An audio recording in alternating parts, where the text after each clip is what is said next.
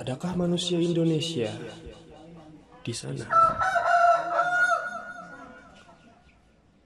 Adakah manusia Indonesia di sana?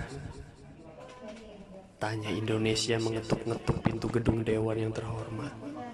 Kala cuaca dipenuhi kelelawar, berjuta buruh tengadah di bawah matahari, merasakan betapa kepala mereka penuh ledakan karena penghinaan dan pengkhianatan.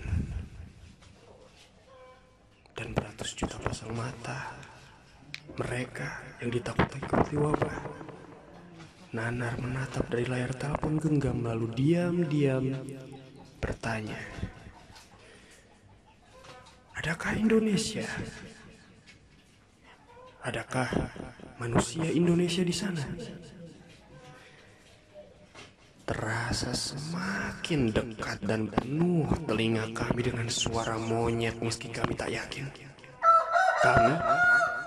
Kami sedang takut-takutnya begini, kehilangan kerja hari-hari, diancam kelangkaan pangan, didesak jadwal sekolah anak-anak kami sambil membayangkan betapa menakutkan masa depan di dalam ketidakmenentuan.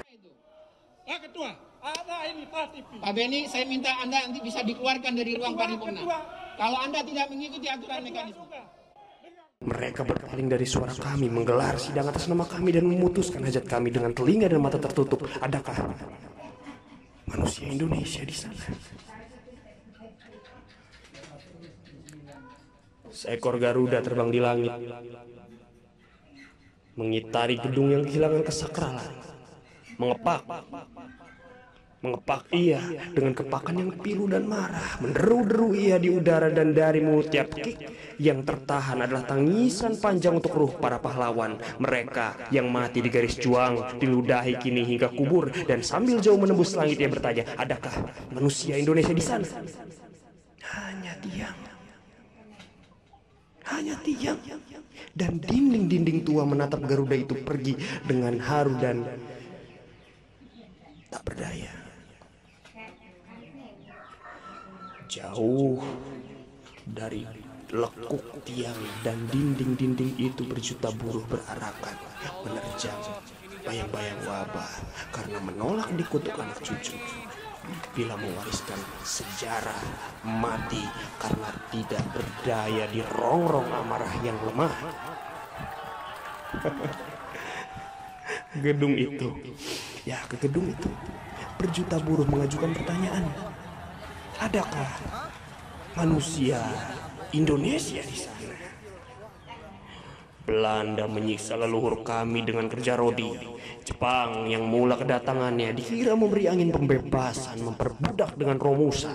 Dan kini kalian, saudara-saudara kami, sedarah dan setanah, seibu dari kandung pertiwi, perbudakan macam apa yang akan diciptakan dari ketukan palu atas nama kami itu?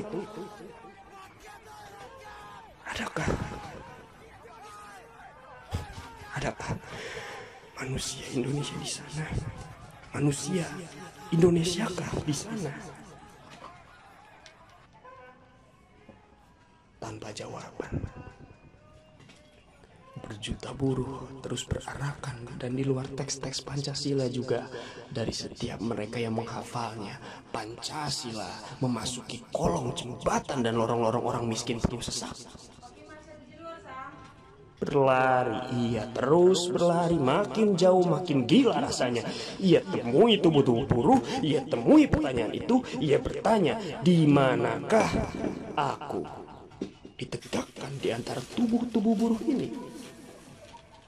Benarkah aku ada dalam urat nadi Indonesia bila orang-orang yang menghafal dan mempropagandakanku sebagai ideologi tak mendengar mereka? Adakah manusia Indonesia di sana?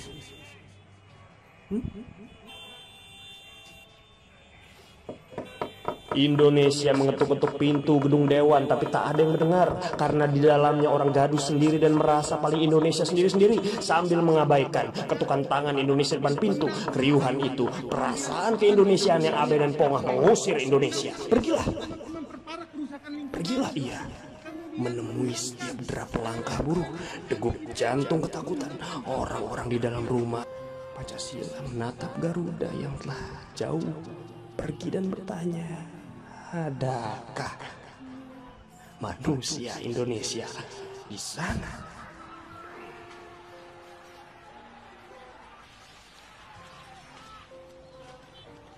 Tiang dan dinding-dinding meratap karena tak kuasa lagi mendengar suara-suara manusia Indonesia yang berbicara dengan bahasa Indonesia, tapi mereka menanggalkan